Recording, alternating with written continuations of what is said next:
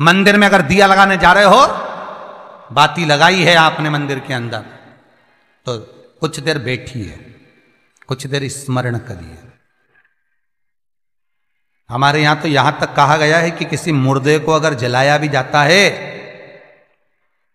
तो कपाल क्रिया तक रुकना पड़ता है कि थोड़ा रुकिए, कोई पीछे से आकर कुछ कर ना जाए। दीप जलाएं, थोड़ी देर रुकिए। और दीप का भी नियम है महाराज, दीप का भी नियम है। दिए में जो फूल बत्ती लगती है, गोल बत्ती लगती है, गोल वाली, ये बत्ती हमेशा कोई विष्णु भगवान की पूजन कर रहे हो, शिव जी की पूजन कर रहे हो, कोई अन्य देवता का अगर आप स्मरण कर रहे हो तो गोल बत्ती लगाई जाती है। भगवान के मंदिर में पूजन कर रहे हो तो गोल बत्ती लगाएं।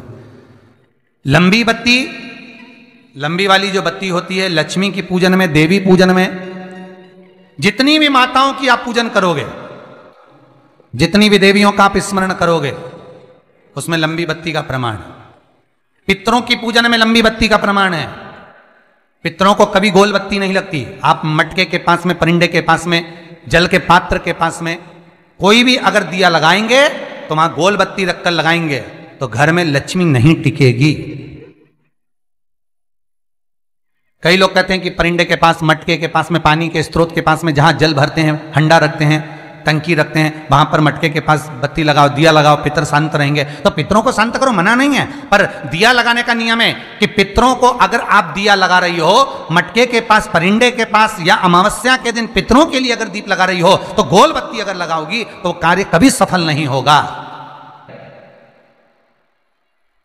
धन आएगा जाएगा, टिकेगा नहीं।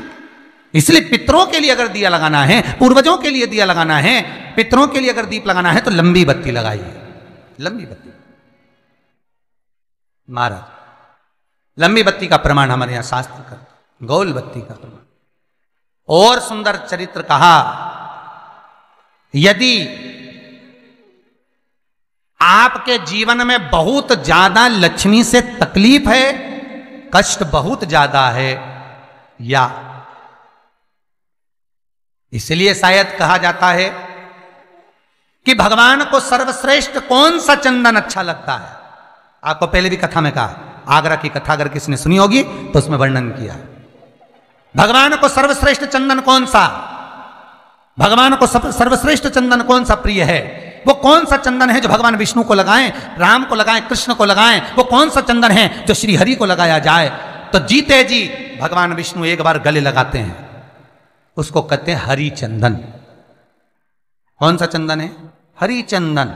हरि चंदन बाजार में नहीं मिलेगा, हरि चंदन आपको बनाना पड़ेगा। कैसे बनाना है? तुलसी जब सूख जाए उसकी जड़ को निकाल लिया जाए, वो जड़ को पानी में धो लिया जाए, धोने के बाद उसको सिलबट्टे पर, पत्थर पर घिसा जाए और घिसकर उसमें थोड़ा सा कुंकू, रोली डालकर तैयार कर कर जो भगवान विष्णु के मस्तक पर, कृष्ण राम के मस्तक पर लगा देते हैं और उसकी एक बिंदी अपने हृदय पे लगा लेते हैं। जीते जी भगवान एक बार उसको गले लगाते ही हैं। हरि चंदन प्रियता। जैसे शिव महापुराण में रुद्र चंदन का भाव है, शिव महापुराण में रुद्र चंदन का प्रमाण दिया जाता है। अगर आपने लिंग पुराण पढ़ी हो तो उसका 5वां स्कंद अवश्य पढ़िएगा महाराज। और शिव महापुराण अगर पढ़ रहे हो तो उसका कुमार खंड पढ़िएगा, जिसमें रुद्र चंदन का प्रमाण है। रुद्र चंदन कैसा? रुद्र चंदन का प्रमाण कैसा? तो महाराज कहा, चंदन घिसकर, पीला चंदन घिसकर उस चंदन को 3 मुखी रुद्राक्ष पर लपेट लिया जाता है। 3 मुखी रुद्राक्ष पर उस चंदन को लपेटा जाता है। लपेटोगे उसके बाद उसको ऐसा गोल करोगे तो एकदम चिकना हो जाएगा, एकदम चिकना, ठीक है, एकदम चिकना हो जाएगा। और उस चंदन को आप शिवरात्रि के दिन, और कोई से भी महीने की शिवरात्रि, किसी भी महीने की हो, सब फलदायी होती है। अगर आप पंचांग में देखेंगे तो शिवरात्रि लिखी हुई आती है, हर महीने शिवरात्रि पड़ती है। किसी भी महीने की शिवरात्रि पर रुद्र चंदन, अर्थात जो चंदन का आपने 3 मुखी रुद्राक्ष में लेपन करा है, उसका गोला बनाया है, वो चंदन अच्छा मोटा मोटा कर लेना, अच्छा बढ़िया, ऐसा नहीं कि थोड़ा बहुत ही लगाओ, पूरा रुद्राक्ष दिखना नहीं चाहिए, पूरा लपेट कर उसको शंकर के शिवलिंग पर ले जाकर रख दीजिए और फिर धीरे धीरे शंकर भगवान का जल अभिषेक करना प्रारंभ कर दीजिए। वो चंदन पूरा धीरे धीरे शंकर के शिवलिंग पर डलना चाहिए। शंकर के मूल मंत्र श्री शिवाय नमस्तुभ्यम का जाप करिए। यह कहलाता है रुद्र चंदन। इस चंदन के अभिषेक से महाराज जो काम नहीं होता आप कर कर उस कार्य को प्राप्त कर सकते हो, सिद्ध कर सकते हो। रुद्र चंदन, हरि चंदन, रुद्र चंदन, ये वो चंदन है जो जीवन का सुख प्रदान करने वाले, हरि तत्व देने। मंगल है, राहु है, केतु है, दशा बेकार चल रही है, लक्ष्मी नहीं आ रही, कष्ट बहुत है, फैक्ट्रियां नहीं चल रही, कहीं मत जाओ, मेरे शिव की शरण में जाकर एक बार शिव महापुराण को पूरी सुनो। शास्त्र के हटकर कुछ नहीं बोलेंगे। जो शास्त्र सम्मत है, स्कंद पुराण में, विष्णु पुराण में, नर्मदा पुराण में, लिंग पुराण में, शिव महापुराण में, भविष्य पुराण में जितनी जितनी बातें लिखी होती है उसको छाट छाट कर लेकर आते हैं, आपको बता देते हैं कि आप ये कर लो, उससे फायदा मिल जाएगा। कोई ज्योतिषी नहीं, कोई कुछ नहीं, बस केवल भजन करो, शंकर का अनुमोदन करो और विश्वास रखो शंकर पर, तो किसी को 1 रुपया देने की जरूरत नहीं पड़ेगी। भजन करो, विश्वास शंकर पर रखना, जन्म मरण और परण वो देगा, सुख वो देगा, समृद्धि वो देगा। जिसके घर में बहु रिद्धि सिद्धि हो, जिसके घर में अमोद और प्रमोद पोते हो, जिसके घर में शुभ और लाभ दरवाजे पर बेटे बनकर विराजमान होते हो, जिसके घर में स्वयं अखंड सौभाग्य देने वाली पार्वती हो, जिसके घर में लक्ष्मी देने वाली लक्ष्मी बेलपत्र के पेड़ के नीचे झाड़ू लगाती हो, जो स्वयं सरस्वती को स्वर प्रदान करता है वो शंकर है। जब सब कुछ उसके पास में है, कुबेर का खजाना वो चोर को दे देता है, जब सर्वस्वता उसके पास है, तो आप इधर उधर डोलते क्यों हो? क्यों डोलो? उस पर विश्वास रखो। वो शंभु, वो शंकर, वो त्रिकालदर्शी, वो कैलाशी, वो अविनाशी सुख देगा, आनंद देगा। पाने का तरीका केवल उसको रिझाओ।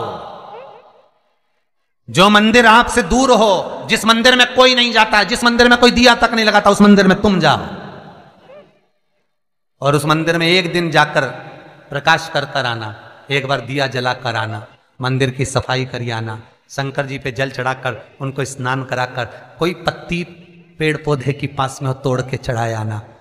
2-4 बार कर कर देखना कितना शांति, कितना धीरज, कितना आनंद, कितनी समृद्धि, कितनी लक्ष्मी मिलती है। तुम करोगे तुम्हारा पेट भराएगा, हम करेंगे हमारा पेट भराएगा। स्वयं करिए। ओ ब्रह्मलोक के देवता ब्रह्मा हैं, बैकुंठ के देवता भगवान विष्णु हैं, और मृत्यु लोक का अगर कोई देव है तो वो महादेव है, केवल शंकर,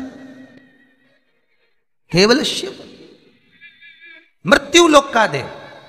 अभी एक विचार करो, तुम्हारे घर में अगर थोड़ी सी तकलीफ आई तो सबसे पहले अमेरिका में लड़का रह रहा वो आएगा क्या? पूना में बच्चे रह रहे हैं वो आएंगे क्या? इंदौर में बेटी रह रही वो आएगी क्या? उज्जैन में कोई रह रहा है वो आएगा क्या? सबसे पहले वो आएगा जो तुम्हारे घर के पास होगा या घर के करीब में होगा, बिल्कुल लगा हुआ होगा या घर में होगा। अब आप कहां रहते हो? जितने लोग कथा सुन रहे हैं सही बताना, कहां रहते हो? पृथ्वी पर, मृत्यु लोक में रहते हो। और पुकार किसको रहे हो? ब्रह्मलोक में। पुकार किसको रहे हो? वैकुंठ लोक में। पुकार किसको रहे हो? इंद्रलोक में। और जो घर के घर में रह रहा है, जो तुम्हारे पास में रह रहा है, जो मृत्यु लोक में रह रहा है, उसको तो बुला ही नहीं रहा। कई लोग कहते हैं मृत्यु लोक। कई लोगों की आदत है, पड़ोसन को तो खूब चाय पिलाएंगे, पड़ोसन की काकी के तो